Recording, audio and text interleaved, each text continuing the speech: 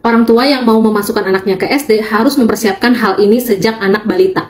Karena hal-hal ini tuh nggak bisa dipersiapkan 1 bulan, 2 bulan sebelum anaknya itu masuk SD. Nomor 1, adab. Sedini mungkin kita bisa ajarkan anak kita untuk antri, bergantian, menghargai barang milik orang lain. Karena hal-hal yang seperti itu tuh dipakai banget dalam kehidupan sehari-harinya ketika dia sudah masuk sekolah. Dan si anak ini akan sulit diatur kalau memang tidak dibiasakan dari rumahnya sejak dini. Yang kedua, latihan fokus. Kenapa sih harus latihan fokus?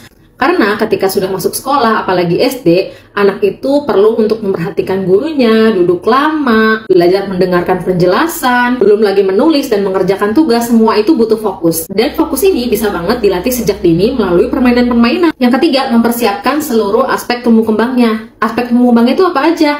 Ada sensorik, motorik itu ada motorik kasar, motorik halus. Terus kok nggak ada persiapan untuk baca tulis hitung? Sebenarnya untuk mempersiapkan baca tulis hitung nggak perlu dari anak itu balita. Karena sebenarnya kalau aspek sensorik dan motoriknya itu sudah matang, ngajarin baca tulis hitung itu sebenarnya sebentar kok. Makanya yang perlu dipersiapkan sejak anak balita itu aspek-aspek tumbuh kembangnya. Kalau anaknya sudah fokus, motorik kasar, motorik halus bagus, sensorinya semua matang, maka belajar baca tulis hitung itu sebenarnya 1-3 bulan pun cukup. Jadi semangat terus ya parents untuk menstimulasi anaknya sejak dini.